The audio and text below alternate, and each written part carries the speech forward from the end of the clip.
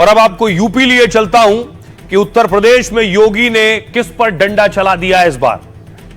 योगी के इंसाफ की तस्वीर मैं आपको दिखाऊंगा। पहली तस्वीर देखिए जरा। पिछले दिनों यह तस्वीर सामने आई थी अतीक के बेटे की, अली, जो कि जेल में था और जेल में भी वीडियो सामने आ गया। अगली तस्वीर देखिए। जेल के जब अंदर चला गया तो अंदर जब उसकी चेकिंग हो रही थी यह वीडियो भी सामने आ गया। अली ये बताओ, रास्ते में कोई दिक्कत हुई? रास्ते में कहीं दिक्कत हुई अली?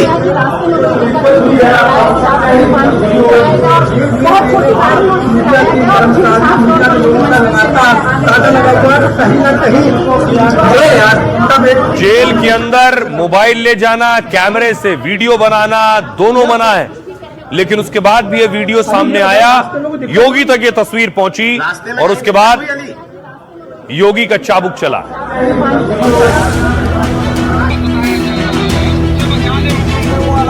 इसी को योगी का खौफ कहते हैं। जिस अतीक परिवार ने पुलिस और प्रशासन को हमेशा ठेंगे पर रखा, जो अतीक अहमद कानून को अपनी ड्योढ़ी का सेवक समझता रहा, आज उसके बेटे की आंखों में छोड़िए कान और जुबान तक में दहशत दिखाई दे रही है। सताया जा रहा है, उससे बचा ले मुख्यमंत्री जी, और वो क्या कहेंगे। जब राज योगी का हो, राज कानून का हो, तो सिर्फ अतीक का बेटा ही काबू में नहीं होता, बल्कि उसे मीडिया से बात करने की इजाजत देने वाले भी काबू में होते हैं। मसला सिर्फ मीडिया से बात की इजाजत का नहीं, बल्कि जेल के भीतर से अतीक के बेटे अली के वीडियो का है। चाहे वो पुलिस इंस्पेक्टर हो या कोई दूसरा अधिकारी, जवाब तो देना होगा कि माफिया के बेटे का वीडियो बना कैसे। अब देखिए, उस वक्त भी सवाल उठे थे कि जेल के अंदर का वीडियो कैसे आया। माफिया अतीक के बेटे अली की बयानबाजी इंस्पेक्टर को भारी पड़ गई।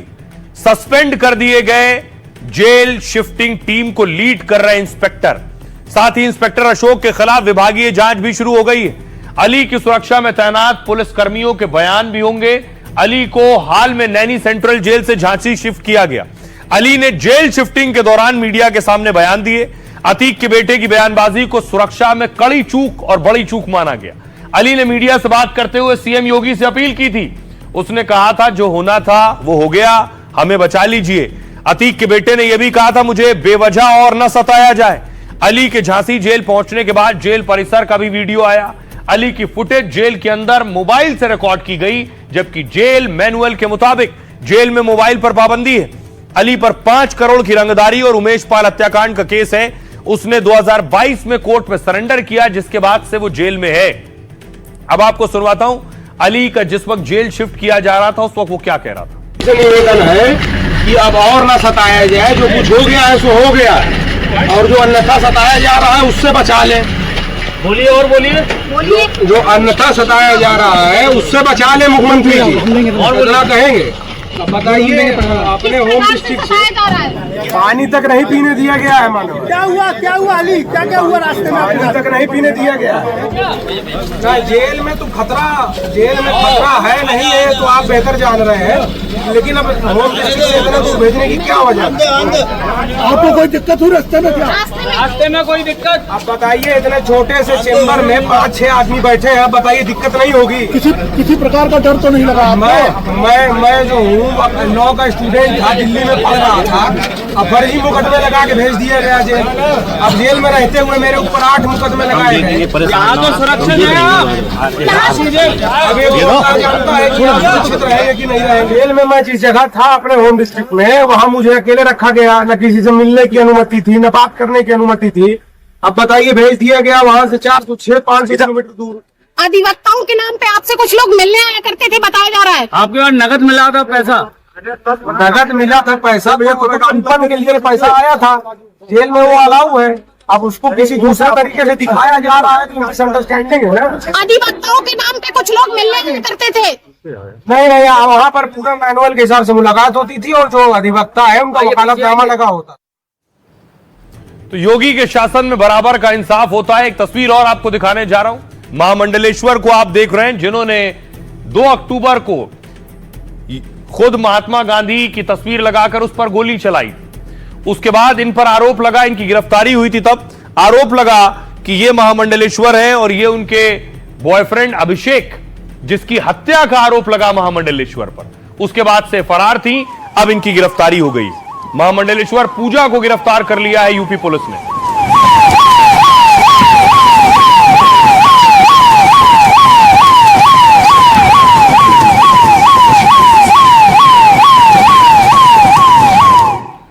और आइए आपको बताऊं इन पर आरोप क्या थे और अब पुलिस ने क्या कार्रवाई की है। जूना अखाड़े की पूर्व महामंडलेश्वर पूजा शकुन पांडे गिरफ्तार हो गई हैं। अलीगढ़ के अभिषेक गुप्ता मर्डर केस में मुख्य आरोपी। यूपी पुलिस ने पूजा शकुन पांडे को राजस्थान से गिरफ्तार किया। पूजा शकुन पांडे पर पुलिस ने 50,000 का इनाम रखा था। आरोप है कि उसने अवैध संबंधों और टीवीएस शोरूम में हिस्सेदारी की मांग ना पूरी होने पर अभिषेक गुप्ता की हत्या कर दी। ये आप अभिषेक गुप्ता को देख रहे हैं। बताया जाता है अभिषेक के साथ पूजा के अवैध संबंध थे और वो उससे जिद करती थी उसके साथ रहे। पूजा ने अभिषेक के टीवीएस शोरूम में भी हिस्सेदारी मांगी, लेकिन अभिषेक गुप्ता ने पूजा का नंबर ब्लॉक कर दिया, जिसके बाद सुपारी देकर अभिषेक की हत्या करवा दी। अभिषेक और पूजा का परिवार पहले से एक दूसरे को जानता है। अलीगढ़ में अभिषेक गुप्ता की हत्या 26 सितंबर की रात हुई। बाइक पर आए 2 शूटर्स ने गोली मारी, अभिषेक का मर्डर किया। पूजा शकुन पांडे के पति अशोक पांडे पहले से गिरफ्त में हैं। गोली चलाने वाले 2 शूटरों में से एक गिरफ्तारी हो चुकी है। आइए अब आपको सुनवाऊं अलीगढ़ पुलिस क्या कह रही है। रात्रि को इसमें सफलता मिली है और इनको जनपद भरतपुर राजस्थान से गिरफ्तार किया गया है और इनको आज अलीगढ़ लाया जा चुका है। इनसे पूछताछ की जा रही है। पूछताछ के पश्चात आज ही इनको माननीय न्यायालय के समक्ष प्रस्तुत किया जाएगा। इस केस की बहुत ही सूचना से सुपरविजन किया जा रहा है और अतिशीघ्र माननीय न्यायालय के समक्ष चार्जशीट दाखिल की जाएगी। और आइए खबरों में आगे बढ़ते हैं। आज की एक और बड़ी खबर है। पिछले कई दिनों से हरियाणा में इस पर हंगामा हो रहा है।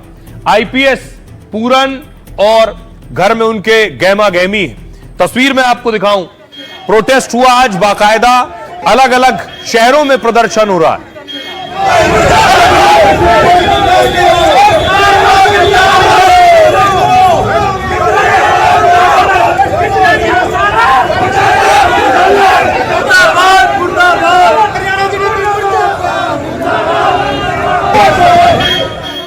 और साथ ही आईपीएस पूरन के घर आज देखिए खुद पहुंचे पंजाब के सीएम भगवंत मान।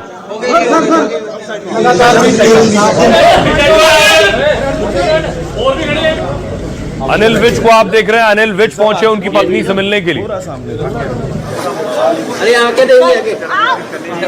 पूर्व सीएम चन्नी पहुंचे।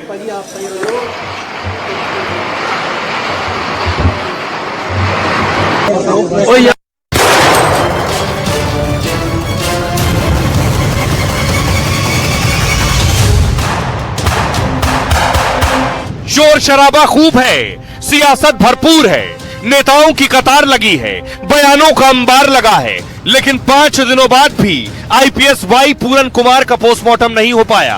परिवार वालों ने शर्त रख दी कि जब तक राज्य के सबसे बड़े पुलिस ऑफिसर यानी डीजीपी की बर्खास्तगी नहीं होती, तब तक न पोस्टमार्टम होगा, न ही अंतिम विदाई दी जाएगी। मुख्यमंत्री आईपीएस के सुसाइड के लिए जिम्मेदार लोगों पर कार्रवाई का भरोसा तो दे रहे हैं, लेकिन शायद परिवार को भरोसा नहीं हो रहा। सोचिए 5 से 6 दिन हो गए, अब तक आईपीएस का अंतिम संस्कार नहीं हुआ। वाई पूरन कुमार का आज पोस्टमार्टम नहीं हो सका। शनिवार सुबह डेड बॉडी गवर्नमेंट अस्पताल से पीजीआई शिफ्ट की गई थी। परिवार ने कहा कि डेड बॉडी को उनकी मर्जी के खिलाफ शिफ्ट किया गया। पोस्टमार्टम की पूरी तैयारी थी, लेकिन परिवार ने इजाजत नहीं दी। इस बीच आईपीएस पूरन के परिवार और दलित समाज ने कमेटी बनाई है। कमेटी का कहना है तब तक पोस्टमार्टम नहीं होगा जब तक डीजीपी और रोहतक के एसपी अरेस्ट नहीं हो जाते हैं। इधर सरकार ने रोहतक एसपी नरेंद्र बिजाड़िया को पद से हटा दिया है। माना जा रहा है कि डीजीपी शत्रुजीत कपूर भी छुट्टी पर भेजे जाएंगे। यह प्रशासन ने अब तक एक्शन लिया। सुनिए जरा शासन के एक्शन के बाद परिवार का क्या कहना है। हमारे बिना पूछे इन्होंने बॉडी शिफ्ट की है, ठीक है। हमारे साथ धक्का हो रहा है। एक डीजीपी लेवल का बंदा मर गया, ठीक है। 5 दिन हो गए, हमें इंसाफ नहीं मिला। अभी तक सरकार ने कोई कार्रवाई नहीं की है। हमारी एक मुख्य डिमांड है, 2 जो अधिकारी हैं, डीजीपी हरियाणा शत्रुजीत कपूर और आईपीएस अधिकारी रोहतक के एसपी, ये 2 आदमी कम से कम जो है टर्मिनेट किए जाएं, इनको अरेस्ट किया जाए। उसके बाद हम जो है डेड बॉडी का जो है पोस्टमार्टम कराएंगे और उसके बाद उसका संस्कार किया जाएगा। उससे पहले हम बिल्कुल